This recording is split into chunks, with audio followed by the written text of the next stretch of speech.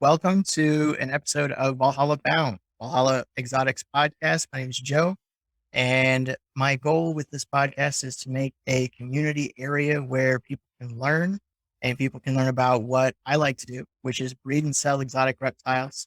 Here at Valhalla Exotics, we work with making and breeding the food for your reptiles, producing quality rats, working with African soft birds, working with discoid roaches, mealworms, crickets, quail, the things that are a little bit harder to source, as well as working with some of the more rare and exotic reptiles that I've come across throughout the years. Today, I have the opportunity to talk with Terry Burwell from TB Snakes. I met Terry through Morph Market.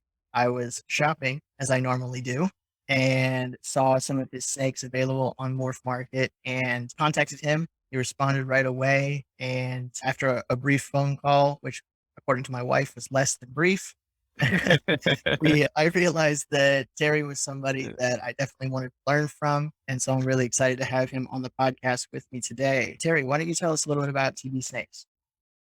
Well, thanks for having me on. TB Snakes, I guess, is the culmination of a lifetime pursuit, of herpeticulture, really. I grew up as a little kid picking up snakes off the road and cruising creek bottoms. And then when I got older, I did the whole Noah's Ark thing. I had lizards and salamanders and frogs and snakes and iguanas. When the iguanas were super popular in the 90s, you could buy green iguanas at Walmart. I went through all of that. I was fortunate enough that my sister's biology teacher in junior high, Dan McCarron, he was the educational coordinator of the Bavarian magazine. And so I remember one parent teacher conference, I got to go and see his collection, and that was pretty cool. And he introduced me to the Bavarian magazine and all of the advanced herpetological systems literature and by Philippe de Vaugelet and all of that. And that really opened up my mind to just the world of herpetoculture in general. And then after that, Reptiles magazine. So, I was an early subscriber to all of those. And then I started keeping animals. And then that kind of throughout college and whatever, it was always an interest to me. Then I went traveling after college and backpacked around the world for a little bit where I didn't have any animals. Actually, when I was in college, I had two Burmese pythons. And at one point I had Dan McCarron, this guy, he watched them for me when I went to study abroad in Costa Rica. And then I studied abroad in Puerto Rico, and my mom and dad watched them for me. And then I studied in Puerto Rico another semester, and my roommate watched them for me. And then after all that was done, I was going to go to Africa, and I wasn't sure when I was going to come back. And my parents said, "Look, we're done watching your snakes." So I did have to get rid of those. So that was kind of the end of my early reptile keeping. And then in my travels, I was fortunate enough to do some really amazing things, like worked at a crocodile farm in Australia, and the manager of which was the old curator of the zoo in Townsville. So he would tell me, I mean, he was just a wealth of knowledge. He was a fantastic mentor. And I had never been around other people that liked reptiles. I was always the weird one. I was the only one of my friends that was into it. And so it was so cool to meet other people that were into that sort of thing. And so when I came back, I said, man, I got to do this. I got to find a way to work, with animals. I went and worked as a volunteer herpetologist in Peru for an extended trip where it was just all of that on steroids. Now we're in the field, we're looking for herps, and we're talking about scientific literature. We're talking about Latin names. We're, reading field guides and natural history in order to find these things. And we're doing scale counts and keying out, specimens. It was really, really fantastic. And then in an environment that I'd only read about in books, in that environment that I'd want to be in. That was fantastic. When I returned from that trip, that's when I said, okay, let's look at pursuing a career in, or at least some sort of vocation with animals. And that put me into a internship at Kentucky Reptile Zoo, which is a venom extraction unit. And they have around 3,000 to 5,000 venomous snakes, and they, extract venom. And that again, it just exponentially increased my knowledge of animals, and snakes in particular, because one, of the exposure that I had to the animals, but then the exposure to people. Kristen and Jim were fantastic in answering questions and really promoting education And then I met who's now one of my best friends, Taylor Tevis. He was there. And when I had met him, he was going to school in, I believe, in Cincinnati. And he would come down every single day off that he had. Every weekend, he would come back down. On spring break, he would come down. If he wasn't going to school, he was at the zoo. And the first day I met him, he was like, "Hey, I'm going to go herping and look for spring salamanders. You want to come with me?" And I was like, "Yeah." Like I grew up in Wyoming. I'd seen like one salamander in Wyoming ever in like 20 years. And he took me out and boom, we saw spring salamanders, marble salamanders. So we just hit it off right away. And we're friends to this day. So what all of that kind of knowledge and being around these people did is it made me start a list.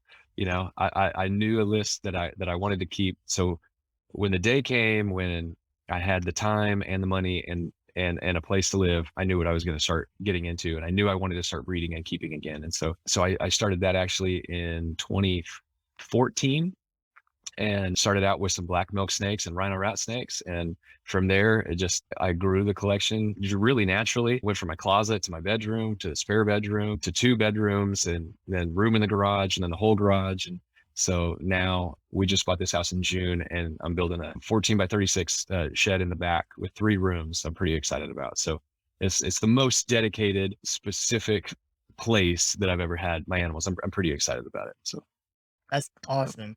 That sounds like you've been a lot of cool places and done a lot of things, but the storyline is very similar to how yeah, I think a lot of us start in the reptile.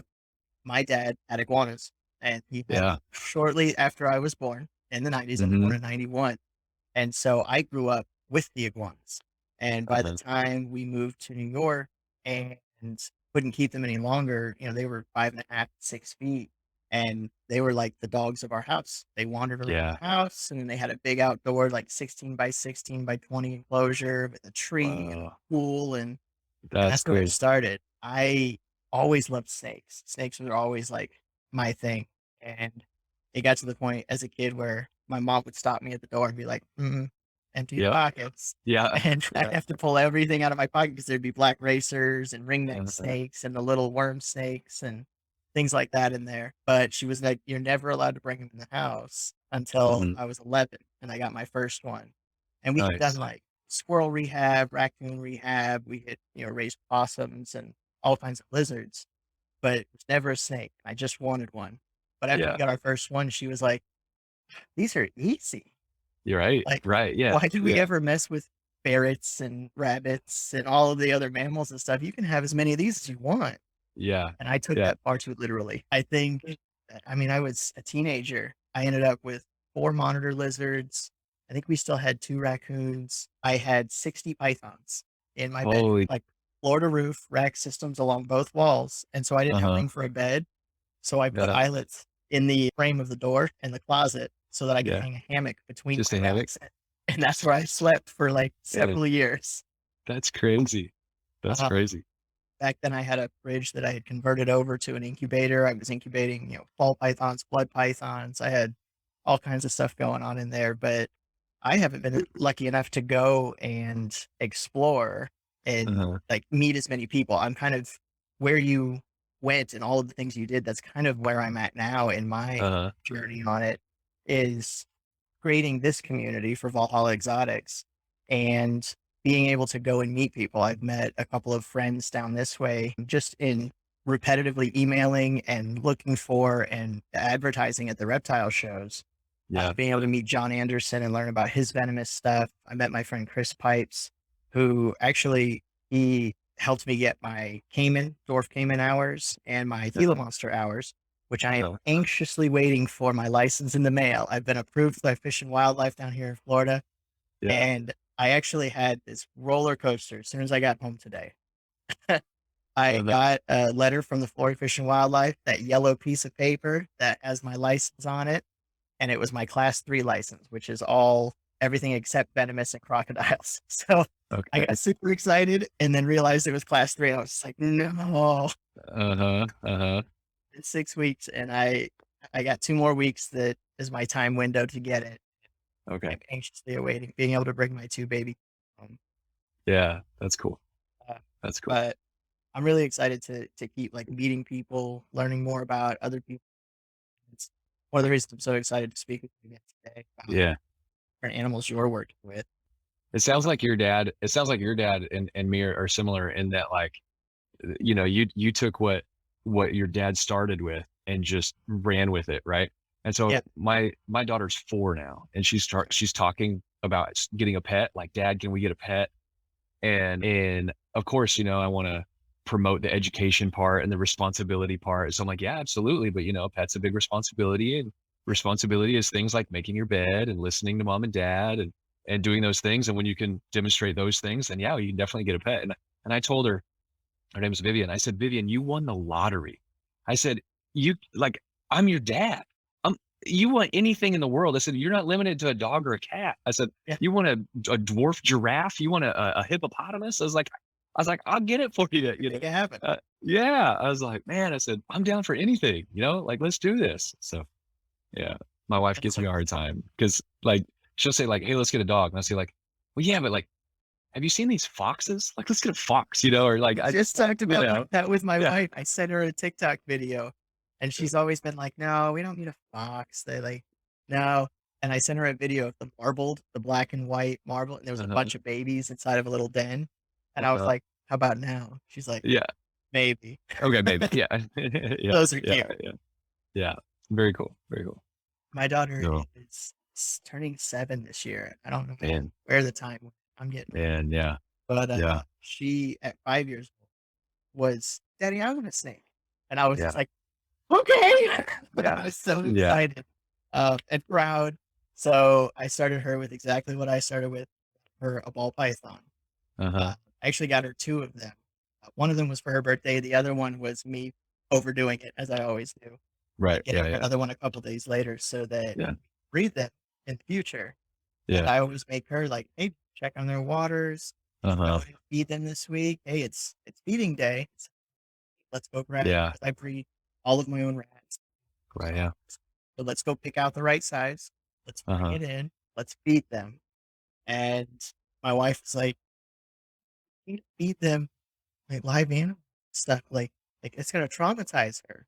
The Yeah. exact opposite. Like Yeah. No. he understands it. She Yeah. was sad when they would die, but Yeah. the kids bring But they should be, right? So I think that's healthy, right? I think that's super healthy that they are sad. It'd almost be a little worrisome if it was the opposite, right? And there was no respect for life. Like, yeah. yeah, Yeah, the but I get respect it. for Yeah. life, but understanding what the real Yeah. world is, Right. how things work. Yeah. Yeah, that's very cool. I love passing it on to the next generation. Mhm. I actually routinely get in trouble at the shows. Uh-huh. Like I vend and I sell reptiles there, and I also advertise products. But like a kid will come by and be like, "Hey, snake," and I'm like zoned in, Yeah. absolutely, because I was that kid. And Yeah. I remember going to the flea markets and the convention, wanting to touch things, Yeah. massive. And my wife's like, Mhm. "You're missing people. Yeah, sales. Yeah. You're missing sales Yeah. to talk to this kid who Yeah. has no money. He can't buy it." And I'm like, "I don't even care. That's Yeah. not what it's about. I love what I do. Yeah. I love passing excitement for what we Yeah. Yeah, I get it. That's cool. do." That's super cool. So, all in all, it sounds like both of us have been reptiles most of our life. I know at one point I got out of it completely. Similar to like you said, when you had to sell off your last. I sold. I think I had 12 ball pythons left when I left the military, and my mom kept them for a while. I was surprised. The woman who, for most of the beginning of my life, said, "Not till you're 18 and out of my house are you getting a Yeah. snake." I was like, "Hey, you can sell off the rest of them. Like, I can't keep them in barracks. I'm not going to be able to do anything with them." And she's like, "They're fine. I'm feeding them. Yeah. I got the one to breed, and Yeah. she looks like she's going to lay eggs." I'm like, "Is this even the same person?" But Yeah. Yeah. Yeah, that's super cool. but I sold the last of them in a group to buy the wedding ring, the engagement ring for my wife. Alright. And it was about a year into our marriage that she said, "Hey, can we talk? Like, what I do?" Yeah. And she was like, "You're just not as happy as you Mhm. once were. It's like because you're not doing any of the things that make you excited about life, working, home, Mhm. and the kids. Like, you need to do something that excites you." And I think, dude, like find a hobby. So I tried shooting guns. That was too expensive. So she Yeah. said, Especially now. Yeah. right? Yeah. She said, why don't you get a snake? And I said, Amanda, my wife's name, if I had an addiction, Yeah. this would be it. It's never going to be one.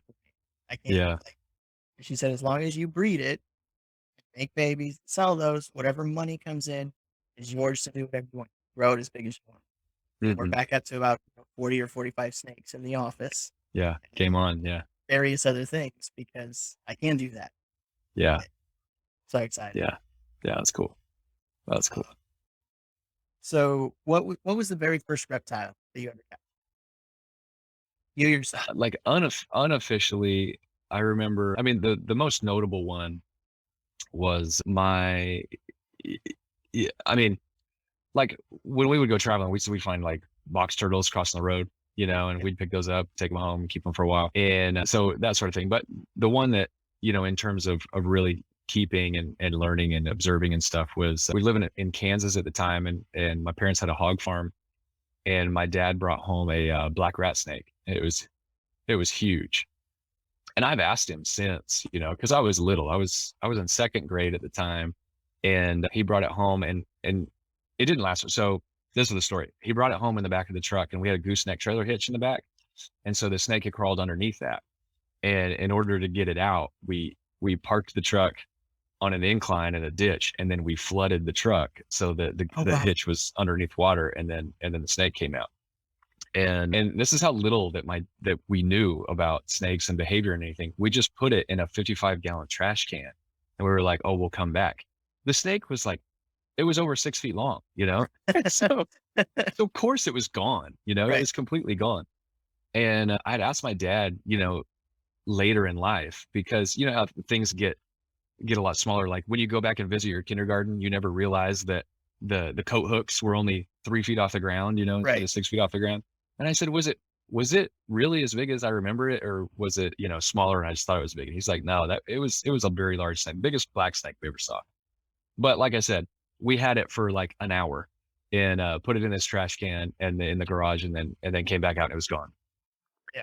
Well, then it just kind of, lit the fire again. And so I found a couple black snakes and would keep those. And my mom had the same rule, no snakes in the house.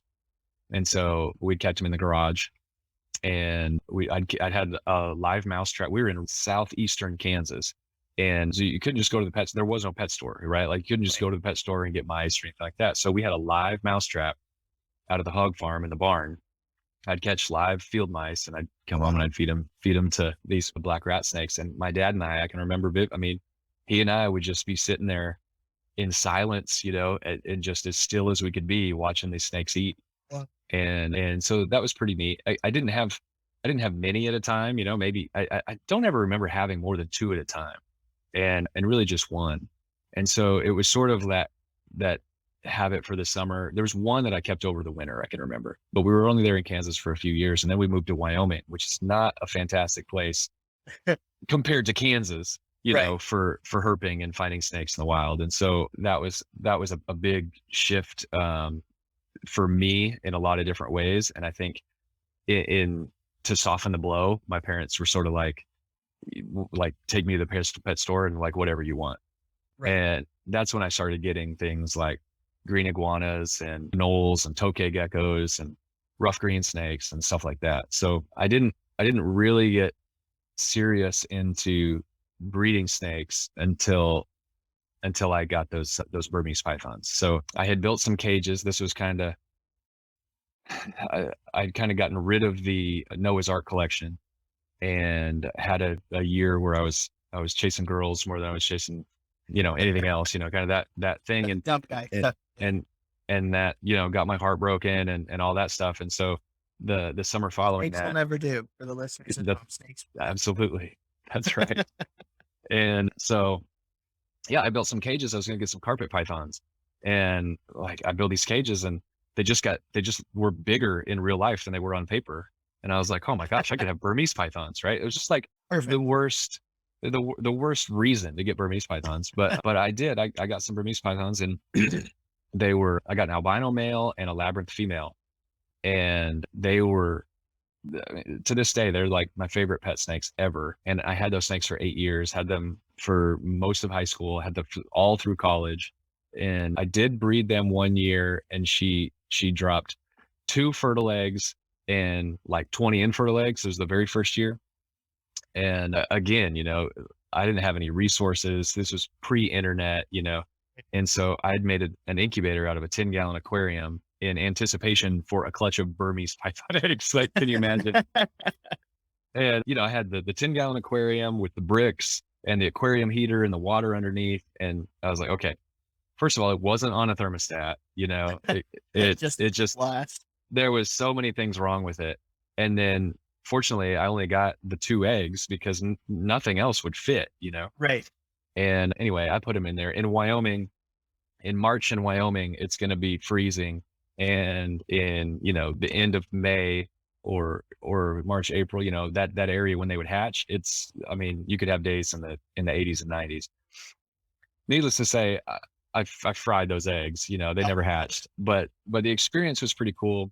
And really, if I had taken it more seriously at the time, I think that really would have changed my life had I had success then, or just kind of fast forwarded things, because I never did breed them again because I was always gone for the breeding season. So I was either in Africa or Costa Rica or Puerto Rico, and so I was just kind of always gone. It wasn't convenient to breed them, and so I never did again. And but that's kind of the journey that I was on. And yeah. then when I got back into it, adult black milk snakes, and I got some adult rhino rat snakes, and I was just really fortunate enough that they all produced in the first year I had them. Wow. And it was like game on. So that was the first real success that I had in my house. I had paired some stuff up and gotten eggs at the Kentucky Reptile Zoo, but I wasn't there to watch them hatch. I had already left by the time they had hatched. So Okay. yeah. Yeah. I know that when I was a kid, the black racers that round our area, Uh-huh. we had this big that was like we would saw it off flat, and the Hmm. racers loved to bask across the top of it. Oh, that's And cool. like when I was really young, huge, but again, I wasn't very big, so they Yeah, probably yeah. weren't that big. But it got to the point that I would catch them every time that they would sun themselves up there. So they it was almost like they were tame. Like, I Yeah. could walk up to them and pick them up off the bushes out of my front, Uh-huh. and they would just be Yeah. like, "Ugh, Joe again. He'll let us go in a few minutes, and Yeah. be fine." They didn't fight, they didn't musk anymore, and, it wasn't until, like, a new one or, like, the new batch of babies, they'd start getting wild again. So, like, I was at the same the first real one that I kept was I had the little, like, wooden bottom with just, like, screen that was Mhm. over and then a little door on it, and I would keep the Uh-huh. black racer in there for a couple of days, and I would set it free. You don't have anything to feed it, so Right. Yeah. you can let it go, and Yeah. I would keep it a few days, give it water, and watch it, and play with it, and I'd set it free.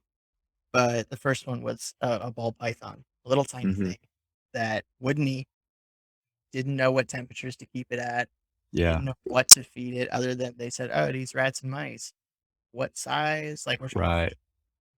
a almost a year-old ball python or so, a pinky mouse because we don't know any better. Like, he doesn't wanna eat, so we're having to assist feed, mites. So, like, how do you get rid of those? What do you do? So now we're, Yeah. like, mixing up frontline flea killer and trying to make, like, our own mite spray, Yeah. our own flea Oh, man. killer and Yeah. stuff from back in the day. The reptile community has changed so much over the years. Learn more about them that only comes from us doing it Yeah. and learning by trial and error. And people Yeah. like us have been doing it for 20 plus years.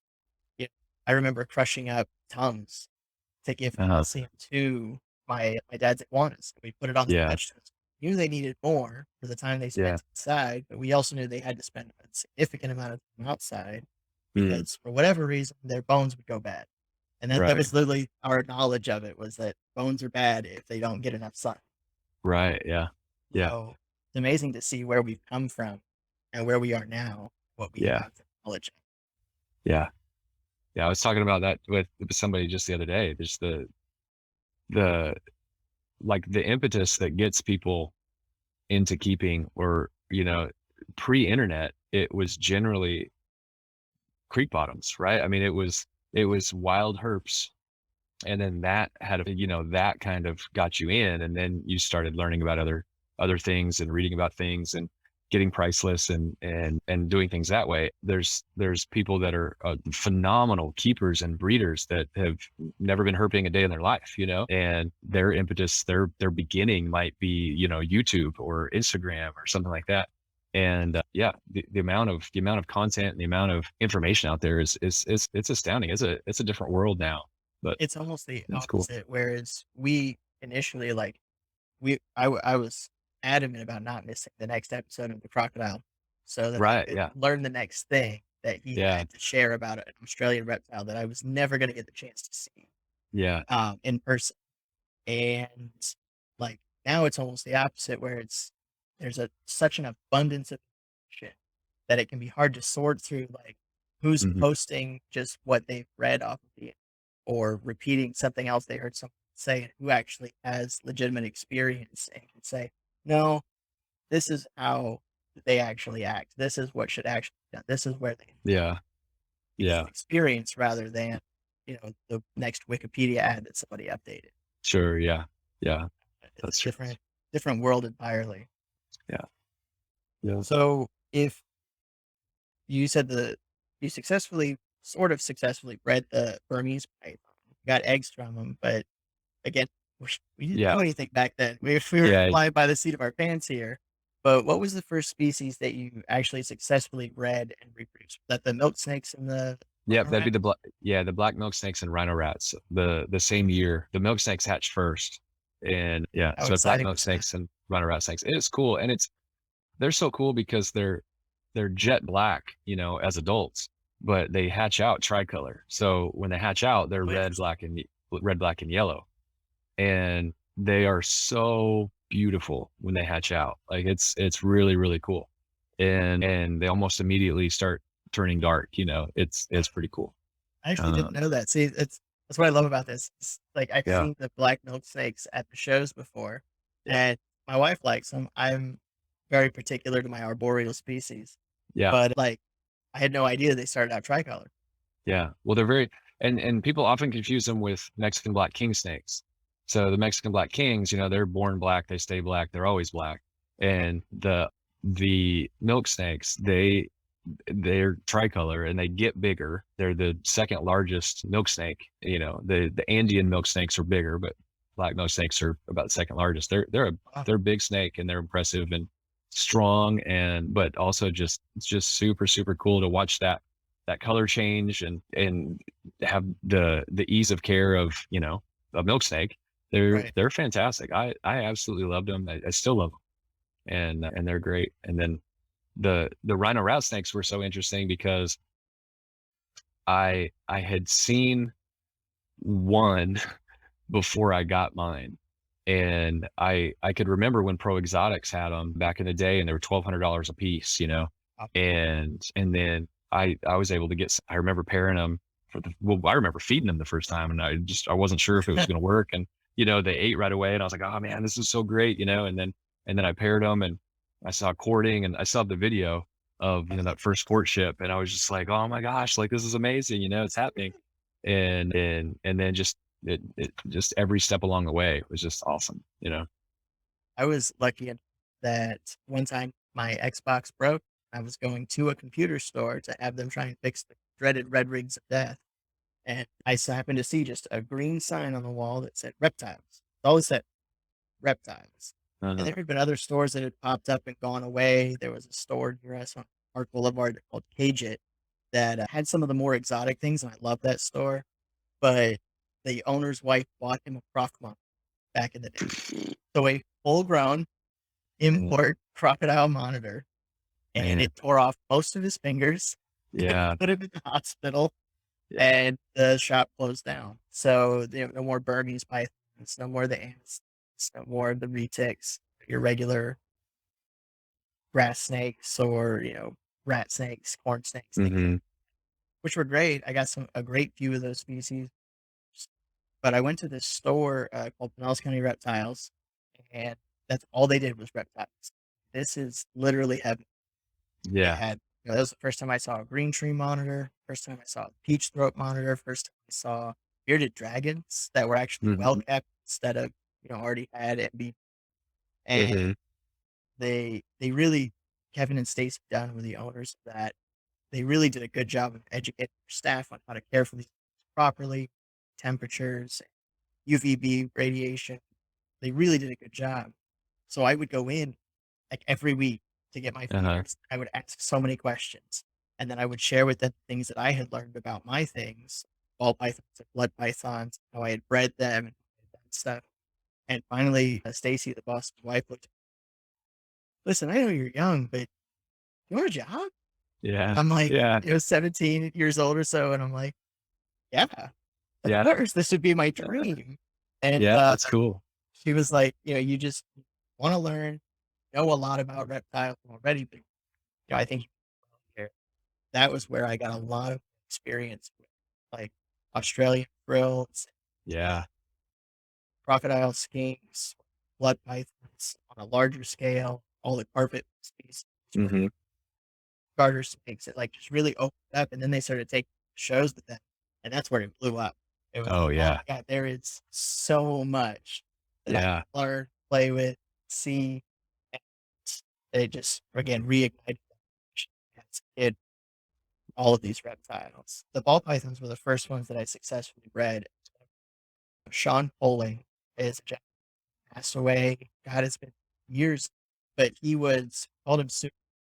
He was a bodybuilder whose Mhm. arms were as big as like torso. Like this guy was huge, but Uh-huh. he had used so many steroids back in the day that he had the squeakiest voice you'd ever met. And so he'd be on the phone and just squeaking away, and he's this massive, but Uh-huh. loved ball pythons.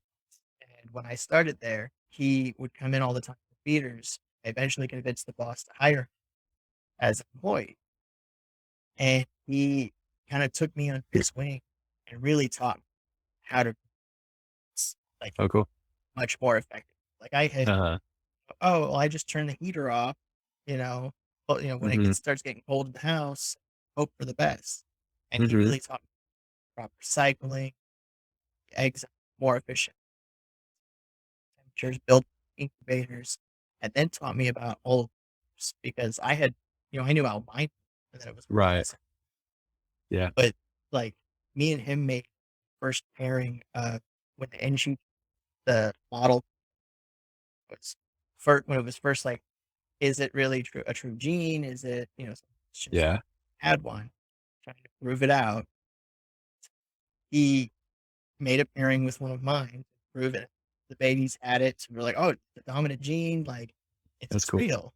Yeah. Uh, and he was really like that driving force to like, hey, this can be a science. Like you can really narrow this down, make this a true process, and keep your notes. Mhm. You Yeah. can do better. It doesn't have to be a hobby. You can really take this to the next level. And I'll never forget that. The craziest thing about it is just last year, a customer came and said, hey, I want to get a ball python. So I order one wholesale, right? And I get it in, and this thing is like the size of a dollar. It's Mhm. the smallest ball python I've ever seen in my life. And it's Mhm. like, I'm so sorry. I know I ordered this for you. I will not sell this to you. Yeah. Like, give me 2 days and I'll find another one for you. Like, I'm not going to give this. I'll keep it and try it. I'll take the loss. Just let me find something better.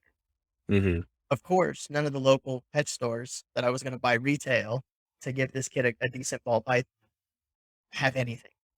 And I Mhm. find a shop that no idea who they are. It's a shop. I go in, and it just happens that the person who opened it is an old customer of mine who worked at the reptile store, even back before I left for the military, like Uh-huh. 20 years ago. And she doesn't recognize me because we're all COVID up, masks on. Yeah. I go, hey, I saw on your website you have ball pythons here. See them. And she takes me to these ball pythons. There's two of them left. And I look at it and I'm, huh. And just this flag in my head is like familiar. This it looks like a snake I've seen before. Uh-huh. I go, okay, well, how much are they? She tells me the price. where did you get them from? She goes, "Oh, it was a local breeder." Uh-huh. I've been in the game a while. Like, who was it? I know a lot of people down this way.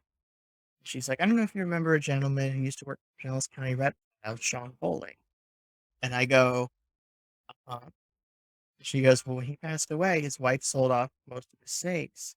These are some of the babies from, Uh-huh. and she pairing years ago." Uh-huh. And it turns out that these are like third generation from that original NG, my very first ball python Yeah, yeah. from so many years ago Yeah. that I was like, "I'll take them both. Yeah, I'm gonna Oh give man, him yeah. one.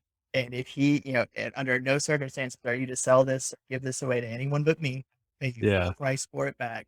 And then I have one of that's from my very first ball python. That's And pretty cool. it was just this magical, like, small community. I got to bring home one of my original snakes, Yeah. even though That's it's pretty not cool. truly, but it's related. Sure. Like, Yeah. Yeah. Yeah, it's so got it's like history. right. It's very Yeah. sentimental. Even though she's That's the cool. meanest ball python I've ever met in my life. She's bit me 3 times, and she's not going anywhere. I love her. Those are the best ones, to be honest. Yeah, Yeah, the I ones that are bet you too eat. docile. Yep. I know that we are going over time here, but what would be your current, like, breeder goals for this year? What's something, a project that you're working that you're excited about? Oh man, 2 that really stand out this year are Sumatran short-tailed pythons, and I just got eggs 2 days ago. I was just, so pumped about that. So I've never bred them before. Uh, I purchased the pair, and the female was actually gravid, and I didn't know it, and the seller didn't know it at the time, and she laid eggs while I was on vacation, and none of them hatched. They all went bad very, very quickly. Okay. And so that was one that was heartbreaking because I was like, "Oh, Right. man," you know? But on the other hand, it was like, "Wait a minute. I mean, she's like a proven breeder now," you know? Yeah, And perfect. so I read her last year and I saw locks and all the signs, you know, I figured it's gonna happen and then nothing happened. You know, when you go to feed them again and I was like, "Ah, man, she just might looks like she's hungry." And as soon as she ate that rat, I knew like that's it for the season, you know? Right. And and so that was a big goal of mine this year to breed her just because it's a new species and I really love the short tail. So that's pretty cool. And that was literally just 2 days ago. The other pairing that Is I'm that the really, video really that I commented on yeah, Facebook? yeah, The one where she yeah, flinched at you and you dropped your yeah, phone? yeah, That cracked me up. yeah. I was a bit jumpy. Um, and then the other pairing that I'm super excited about is my annulated tree boas. So I bred those in. I had a litter in 2016 and 2019. And so I this year I paired the mother with one of the offspring from 2015 that was really, really high white. So I'm hoping to see if, if this is going to be a trait that I can line breed, if there's any inheritance that way. One, any annulated tree boa is awesome, right? So I'll Right, take of course. I'll take anything. But I'm just especially excited about it because it's one of the from the litter of the first offspring that Right. I ever had. And she's looking great. She's looking super good. I saw her ovulate. She's looking super good. So I'm super excited about that. So those are the two main ones that I'm really excited about. There's some other projects that are important to me. Like I work with dogtooth cat snakes. I've been pretty pretty successful with those over the last year, and I've got a female that's about to lay in a week. But I've never bred mangrove snakes before, the Boiga melanata, and I hope I've got two females. I've got three females, but two females I've bred. The reason, so my oldest female, there's a large size discrepancy between her and the male, Right. and I paired her with a male one time and it didn't go well. Well, And so I'm hesitant to pair the males again. But the other two females are the same exact size as the males, and I've seen locks with those. So just that new that new species high that you get, just to breed a new species, I think would be a lot of fun, and you'll learn a lot that way. So right. so those are the ones that I'm extremely excited about, and then expanding. Last year was the first year I ever bred ball pythons, and I expanded that again this year, and so I've got some pairings there that I'm excited about. So this, I'm yeah, excited to see what comes for the year for you. Yeah. Yeah. It's not going to be as good as last year. Last year was like one for the books, but it's still going to be great. It's already great. I mean, I've got Sumatran python eggs in the incubator right now, so it's already. I'm Can't pretty beat happy that. about the year. Yeah, You can't beat, pretty happy. that's like having money in the bank. Yeah, yeah. If I sell any. I just mean it. It's like having. It's almost Right. better than Yeah. money because it's just Yeah. like so exciting. Like, Yeah. you know, I if I had my way, I would have kept every single one of the emerald tree boas that we bred Yeah. this year. Yeah. Seeing the bright green parents and then watching her drop those babies that are just fire engine red. Yeah. I was like, in my head, I'm spinning the gears like, all right, so how many cages can I whip together? That's right. I'll That's right. keep every single one of these. And the wife's like, oh, great. You can expand the business. And I was like, Yeah. yeah, sure. Like as if I didn't want to keep every single. Yeah. I know I sent you pictures of the one holdback that I have, Rhea. She just out of this world, the colors. That's That awesome. was new species. Working at the shop, I had red python, I expanded species, right? But I have never successfully been able to cycle them Uh-huh. again now. I'm excited for it. But the emeralds was completely by accident. Like Yeah. I had them in the same rack system and was doing like a mock cycle for them with the Hmm. green trees just to see, like, hey, I'll try it, the same way I do the green trees. Everything's on the same timer anyway. See Yeah. what happens. And then the male got frisky while he's on a perch and I needed to set him somewhere. So I set up the Hmm. cage and he grabbed the female and locked up right away. And I'm like, what happens? That's So awesome. it was Yeah. almost by accident, but I'm replicating the same thing with two more emerald females later on. Okay.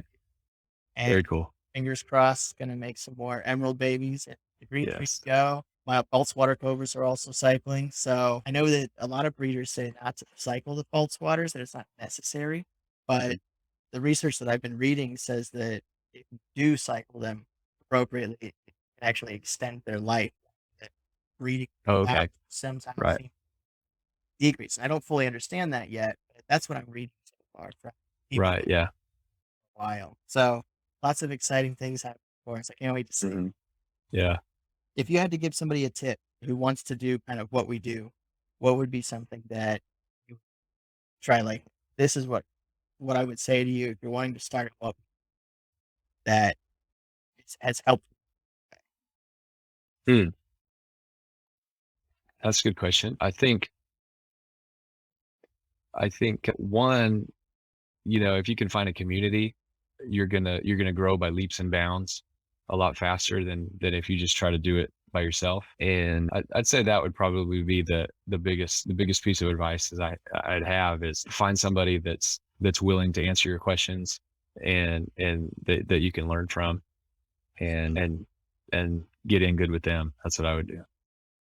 That's great advice because Hmm. that's how I've learned. It's how I feel like any of the things that I really had success with are something that somebody's taught. Hmm. Like I figured things out, but I learned it all the hard way, and I've had Yeah. terrible, terrible luck along the way until I finally figured it out. But the Yeah. things that I was taught definitely were much more successful along the way, and it did expedite abilities to take care of these. Yeah. For Yeah. sure. What would be something that you would say is like the one thing that you were just like, ah, I wish this had worked. That biggest failure that like this was something I tried and I tried really hard and it just didn't work out. Wish that it had Oh, the something. Burmese python, the Burmese pythons back in the day, that would have been pretty cool. And but the first thing that came to mind was so Boiga latifasciata, the Philippine mangrove snakes. I had what I believe to be the oldest pair that had ever been imported into the country, and they were perfect. They were so nice. They were immaculate. They were great. And I started breeding them. And the first year um, I got some infertile eggs.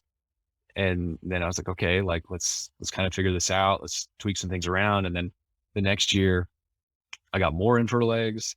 And then I did a lot more reading and a lot more studying and figured, okay, I was like, and it was 2020. I was like, this is my year. This is the year of the lot of fasciata, right? And I even, if you go to my Instagram page, you can find a post that I have of the female all coiled up. And I was like, this is the year I'm going to breed this snake. And that same day I found her dead. Uh, And so that was like if you had asked me at the time, probably if you could only keep, one snake, what was it going to be? Like, I probably would have said, okay, it's going to be those. And uh, then, so to have her gone, it was like, it was just, it devastating. was, yeah, it was a kick in the nuts for sure. And so that was rough, man, and that's the problem with working with live animals, Yep. they don't stay alive forever. But I've got more. So hopefully it's not, I'll get another shot at it. Maybe next year. That'd be So, awesome. I yeah. I know back before they were put on the venom list down here in Florida, I had some, Hmm. and I remember, like like you said, there was nobody to answer my questions, so I was Yeah. flying by the seat of my pants on, and they wouldn't Hmm. absolutely.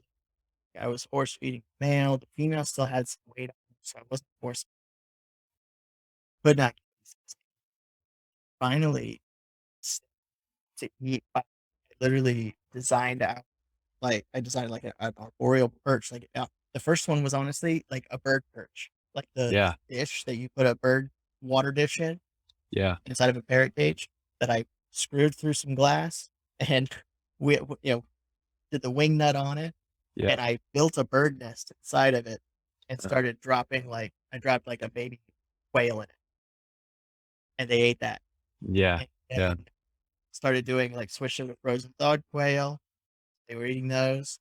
Then I would put like pinky mice or pinky rats underneath it to like Hmm. stack them up so that they were scented, and underneath there they were moving around to move the quail, and Yeah. eventually got them switched over to where they would regularly eat Yeah. pups or pinky rats or things that finally, like, I was just so excited to pick and Hmm. they made put them on the venom list, and I couldn't keep them anymore. I was Yeah. super like, I did all this work, and now I Yeah. can't even keep it. Yeah. Uh, Yeah. so hopefully when my venomous license comes in and I finish my hours for the Lapids, I can start keeping more things like that. And Hmm. one day we'll get there. Hmm. Maybe I'll just come Hmm. visit yours. There you go. There you go. Come on up. Come on out. I think that is pretty much it. I did want to go over real quick and ask some questions about like the species that got me interested in, like Hmm. the ones that drew me to. I know I was cruising on and I saw your rough-scaled python, the first ones that I was like, I've never even heard of this. Yeah. This is the coolest python I've ever seen. And Yeah. so I watched him for a while and was like, that's not quite in my price range yet. I gotta get a couple more things breeding and sell some stuff and be ready for that. And so when I messaged you about it, I was like ready to get one and super excited about it. And in talking to you, then I found out you had diamond pythons. Yeah. I was like, I've only seen one of those down here in Florida in person, and it was, Uh-huh. not for sale. It's up in a locked box. Like, no, we're not taking it out. You can't touch it. It's a reserve thing. Like that's just one of our projects. Hmm. We're just floating essentially at the show here. Yeah. Uh, so I was super excited to hear about those, and that's when I got to get sent down to me. They're amazing, but with as far as like general care for them, because get these from you. I want to keep them the same way you are. Yeah. What Yeah. do you keep your temperatures at for diamond pythons? So diamonds. So this is where I'm really excited about the new building. So the new building has a specific room just for the diamonds where Oh, I can keep, yeah, where I can keep them cooler. So, as the most temperate, species of python there is, right? They generally, the rule of thought is to keep them at a cooler ambient temperature. And so in how I've sort of mitigated this in my rooms historically is I'll put them on the floor essentially, right? right. Like I put them on the floor where it's a lot of times I'll turn their heat off completely in the summertime, and then in the wintertime I would move them into the garage where I could drop the temps down significantly. And in the winter I put them through a cool down where the ambient temps, the nighttime lows will get down into the I've actually temp gunned one of them on a perch at 45 degrees. And but in the daytime, they still have their basking light. They can still heat up. Right. So it's not like a brumation. It's just they get down real cold at night and they have the opportunity to bask in the daytime. Right. And so that's how I keep the diamonds. And then I don't feed them very much. There was a time when diamond pythons they would just do really well for about 5 years, and then they would crash. They would have really poor muscle tone, and they'd be listless, and they would just die. And people called it diamond python syndrome, and because they didn't know what else to call it, right? Right. And what we've what we found is that the way I understand it anyway is that their lifespan is more closely associated to, say, metabolism, right? So if you're constantly feeding, then their metabolism is constantly firing, and they're just not built for that, like a Right. carpet python would be or something like that. So by giving them that winter cool down where they're not being, and then feeding them sparingly throughout the year, I think we mitigate that. Also, I keep them cooler in the ambient. So the ambient is going to be like in the low to mid 70s, right? Like that's going to be the ambient temp. And then they'll have a basking spot. And so I'm really excited about the new place so that I'll be able to, really give them that cooler ambient, because it's difficult to do that. And it's just a compromise, right? I'm keeping some Right. stuff cooler than I want to. I'm keeping other stuff hotter than I want to. And Yeah. so fortunately I've been able to do it, but I'm really excited to give them a little bit more of what I feel like they need. But I feed my adults once a month. So I do feed them large meals, and I just feed them once a month. And then all of my pythons in October get pretty much as much food as they want, but the diamonds are spring breeders, right? Right. And so they don't fall into that category. And they'll get fed a little bit more in the springtime if they'll eat. But generally I just stay on that schedule, and they do great. They're always hungry. They got really good muscle tone and stuff like that. Now the rough scale pythons, they're just easy, man. I treat them kind of like just like a carpet python, I keep them in the 80s, and I give everything a night drop, right? And I mean, I th there's no special humidity requirements, there's no special feeding requirements, I mean, they're just a really easy to keep snake. The only part with them that prevents, like, that presents any sort of frustration is sometimes the babies can be a little difficult to get started, but compared to other things, it's not that hard, you know? A baby Greek or emerald or doing some of the other Yeah, or like python baby. yeah, yeah, like a rhino rat snake or something like that. Like one, I've always got mine to eat, and I start off on frozen thawed hopper mice, and then if they don't eat those, then generally I just wait. I've had a rough scale pythons shed twice, some even three times before they took their first meal. Wow. And that doesn't compute, right? Because you Right. need to grow in order to shed your skin. And if you're not eating, you shouldn't be growing, right? Right. But that's just to say they have at least the clutches that I've hatched, they have the energy store, from that yolk to sustain them for quite a while. So I have not had a big problem with them getting them to eat. It's just figuring out what they want.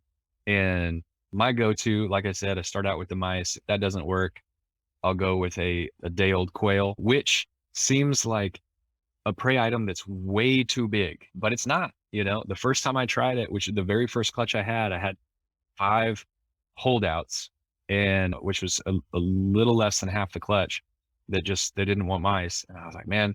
And all the literature, you look at the paper in Australia, they said that they fed them, day-old quail chicks. I'm like, man, Australian quail got to be smaller than our quail, because there's no way. There's just no way. Right. But I said, whatever. I mean, I've got some. So I fed 5 of them this day-old quail, and 4 of them ate. Wow. And they were huge, but they all ate and kept it down. And Yep. I was like, okay, all right, game on. So what was interesting is the first clutch I had, that was their candy, right? Like If they didn't want mice, they wanted quail. Right. So then the next year when I had them, the ones that didn't eat, I was like, I've been at this rodeo, no problem. Here's some quail. And they wouldn't eat the quail. So I got live rat pups and they would eat those. And so I get live rat pinks and they would eat those. And we did that for a couple weeks and then boom, they were up and going. So, Yep. It's just uh, about listening to them and figuring out yeah. what they want. I had a similar thing with the baby emeralds that I bred last year, Hmm. December 17th, they dropped. And, I'm a python guy. This was Yeah. literally my first boa breeding that I did for myself. I assisted with friends and, worked with the shop doing smaller species. Actually, not smaller, larger species, the Hmm. red-tailed boas, working with those. But I'm used to, like, baby python drops, and usually with give it 7 or 8 days and offer it. Doesn't take that. By the next week, it's gonna take. And I had probably 3 or 4 of these that were hitting months, Hmm. 6 weeks, and they're Hmm. not losing any weight, Yeah. doing just fine, and they haven't eaten it. I'm losing my mind. Like, Yeah. I'm Yeah. Yeah. offering quail, I'm offering softers, I'm offering rats, I'm offering mice, I'm offering Hmm. hornworms. I'm like, "Whatever you'll take, just take it, just take it." Yeah. And they wouldn't touch it, and so I put a call out to his name just shot out of my head, Ed Marino. Ed Marino, Yeah.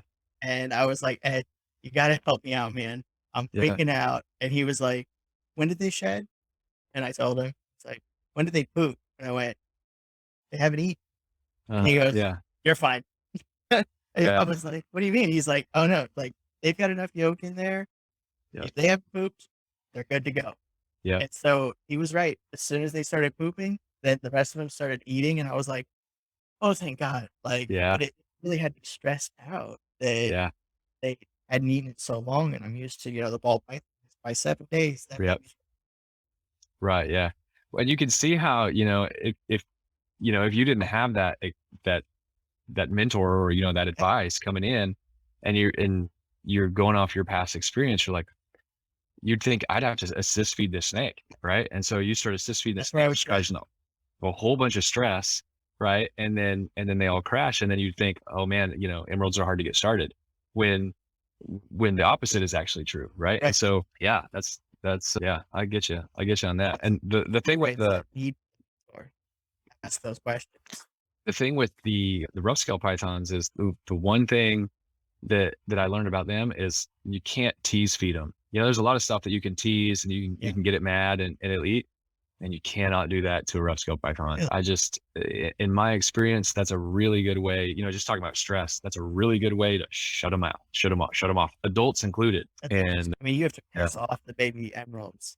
yeah, Like, they'll just ignore everything, but you start poking at their tail with it, and they're yeah, like, "Alright, that's it. yeah, yeah. I'll Oh, listen to so this." the rough scale pythons, they'll caudal lure too. Really? It's with their Like the tail. baby Yeah, green trees? not it's not so extreme, Okay, it's not so extreme, but I've seen it a few times, that's and adorable. it's really cool because you're not expecting it, and then you see it, and it's like, "Did I just see what I saw?" It's pretty cool. Oh, that's Yeah. awesome. Yeah. I love that species. It's a great species because it's a tame carpet python. They're, more closely related to green trees, but they're rock solid, and the story is Of phenomenal. course. I mean, they just have a really, really cool story. It's a success story for herpetoculture in general, and I just love it. I have 2 clutches in the incubator right now, and it just blows my mind that, I mean, 10 years ago, I thought maybe I would get the opportunity to see one in a zoo in Australia, and that was it, Right. right? And Here so, you are. yeah, Look yeah, it's like the crazy. And baby.